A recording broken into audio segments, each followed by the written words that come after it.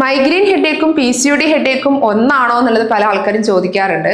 പക്ഷേ ഇതിന്റെ വ്യത്യാസം ഉണ്ട് കേട്ടോ. കാരണം PCOD പേഷ്യൻസിന് ചിലപ്പോൾ മൈഗ്രെയിൻ ഹെഡേക്ക് ഉള്ള ആൾക്കാരാണെങ്കിൽ നമ്മൾ മൈഗ്രെയിൻ കാറ്റഗറി തന്നെയാണ് കൂട്ടുക. പക്ഷെ അതല്ലാതെ PCODക്കാർക്ക് അവരുടെ ബോഡിയിൽ ഉണ്ടാകുന്ന ഇൻഫ്ലമേഷൻ കാരണമൊക്കെ ഹെഡേക്ക് പോലത്തെ സിംറ്റംസ് ഉണ്ടാവാറുണ്ട്.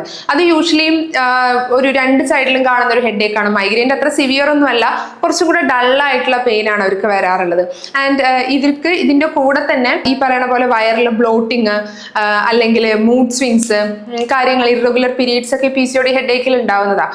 പക്ഷെ മൈഗ്രെയിൻ ഹെഡേക്കിന് മെയിൻ ആയിട്ട് ലൈറ്റിനോടും സൗണ്ടിനോടുള്ള സെൻസിറ്റിവിറ്റി തന്നെയാണ് നമ്മൾ മെയിൻ ആയിട്ട് പറയുക. അതുപോലെ തന്നെ മൈഗ്രെയിൻ ഹെഡേക്കിന് ഒരു പ്രോഡ്രോമൽ ഫേസ് ഉണ്ട്. അതായത് ഹെഡേക്ക് തുടങ്ങുന്നതിന് തൊട്ട് മുമ്പായിട്ട് അവർക്ക് നല്ല രീതിയിലുള്ള ക്ഷീണവും ഓക്കാനം പോലെ, അല്ലെങ്കിൽ അവർക്ക് അറിയാം അത് തലവേദനയിലോട്ടാണ് എത്തുന്നത് എന്നുള്ളത് സ്ഥിരമായിട്ടുള്ള മൈഗ്രെയിൻ രോഗികൾക്ക് അറിയാൻ പറ്റും. അപ്പൊ ഇങ്ങനത്തെ കാര്യങ്ങളൊക്കെ ഈ രണ്ട് ഹെഡേക്കിലും ഡിഫറെന്റ് ആണ്. പക്ഷെ PCOD ഹെഡേക്ക് ഉള്ള ആൾക്കാരാണെങ്കിൽ അവരുടെ ബേസിക് കോസ് ആയിട്ടുള്ള PCOD എന്ന് പറയുന്ന ഒരു കണ്ടീഷൻ ട്രീറ്റ് ചെയ്യേണ്ടത് വളരെ അത്യാവശ്യമാണ്.